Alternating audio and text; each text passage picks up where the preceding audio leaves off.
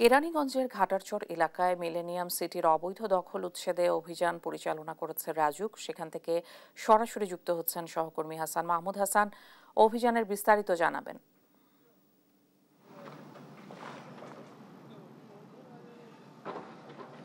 শিখা, আপনাকে ধন্যবাদ। আপনি যেমনটা বলছিলেন যে ঘটারচর এলাকায় সেটি কেরানীগঞ্জে, সেখানে কিন্তু অভিযান চালাচ্ছে দুদকের রাজুকের কর্মকর্তারা।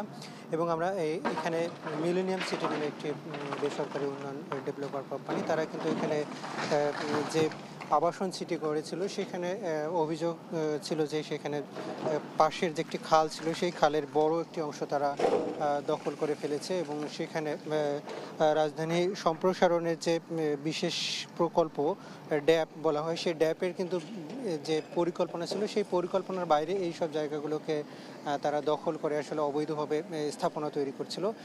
সেই অভিযোগ কিন্তু দীর্ঘদিনের ছিল। সেই প্রেক্ষিতে কিন্তু তারা আজকে অভিযানে এসেছে। এর আগে গেল 22শে জানুয়ারি তারা কিন্তু এখানে এসেছিল। সেখানে কিন্তু মিলেনিয়াম সিটির যে দুর্বৃত্তরা, তারা কিন্তু রাজুকের কর্মকর্তাদের উপর হামলা করে এবং যারা অভিযানে এসেছিল তাদের উপর হামলা করেছিল। ফলে বেশ কিছু কর্মকর্তা এবং কয়েকজন সংবাদকর্মীও সেদিন কিন্তু আহত হয়েছিল। তারই প্রেক্ষিতে কিন্তু আজকে ব্যাপক প্রস্তুতি নিয়ে কিন্তু রাজুক এবং স্থানীয় প্রশাসনের সহায়তায় তারা কিন্তু এসেছে এবং আজকে অভিযান পরিচালনা করছে। এবং আমরা দেখছিলাম যে পাশের টোটাইল খাল যেটি ছিল, সেই খালের যে বড় একটি অংশ কিন্তু তারা দখল করে রেখেছিল। এবং সেখানে নতুন করে যেমন ঘর নির্মাণ করা হচ্ছিল, তেমনি বড় বড় বিল্ডিং আসলে সেখানে নির্মাণ করা হচ্ছিল এবং প্লট আকারে বিভিন্ন জায়গায় বিক্রি করা হচ্ছিল। সেগুলোর প্রেক্ষিতে কিন্তু তারা এখানে অভিযান পরিচালনা করে। আপনাকে একটু জানিয়ে রেখি, এর আগে 2024 সালের 22 জানুয়ারি হাইকোর্টের পক্ষ থেকে একটি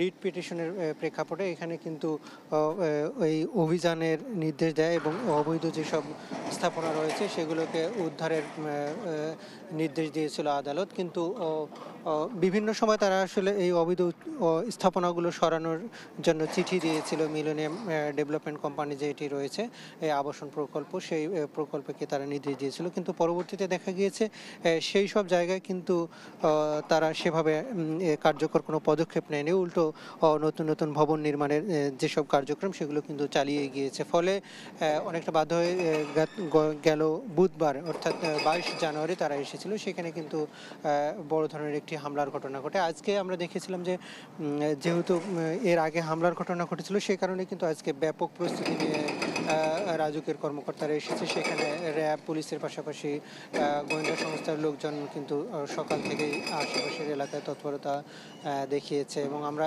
কিছুক্ষণ আগে কথা বলছিলাম রাজুকের প্রধান নগর পরিকল্পনাবিদ আশরাফুল ইসলামের সঙ্গে। তিনি যেটি বলছিলেন যে এর আগে তারা কয়েক দফা এই যে বেসরকারি আবাসন প্রকল্পের কোম্পানিকে তারা নির্দেশনা দিয়েছিল, কিন্তু আসলে তাদের কোনো কথাই আসলে সেভাবে কর্ণপাত করেনি বা উল্টো বড় বড় ভবন নির্মাণের যে পরিকল্পনা সেটি কিন্তু তারা নিয়েছিলেন। ফলে তারা আজকে বাধ্য হয়েই কিন্তু এখানে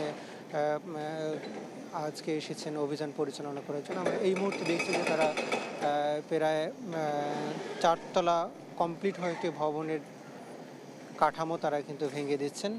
এবং পাশে যে মিলেনিয়াম সিটির যে মেইন রাস্তা তৈরি করছিল, যেটা পুরোপুরি খালের উপরে বলা হচ্ছে, এবং সেই রাস্তা কিন্তু কেটে এখন খাল তৈরি করা হচ্ছে এখানকার কর্মকর্তারা। এবং আমরা দেখেছি যে কয়েকটি এক্সকাভেটর এবং বড় বড় বুলডোজার নিয়ে এসেছে এবং এসব কিন্তু তারা ভেঙে দিচ্ছে যত দ্রুত সম্ভব। তো এই অভিযান কতক্ষণ নাগাদ শেষ হবে সেটি কিন্তু এই মুহূর্তে বলা যাচ্ছে না। আমরা অপেক্ষা করছি, হয়তো দুপুরের পরের দিকে হয়তো আমরা বুঝতে পারবো যে আসলে কতটুকু অংশ এখন পর্যন্ত তারা উদ্ধার করতে পেরেছে, সেটি হয়তো আমরা কিছুক্ষণ পরে জানাতে পারবো। তো ইশিকা, এই ছিল আমার কাছে কেরানীগঞ্জ এলাকা থেকে সবশেষ পরিস্থিতি। হাসান, অনেক ধন্যবাদ আপনাকে। মিলেনিয়াম সিটির অবৈধ দখল উচ্ছেদ অভিযান নিয়ে বিস্তারিত জানছিলাম সহকর্মীর কাছে।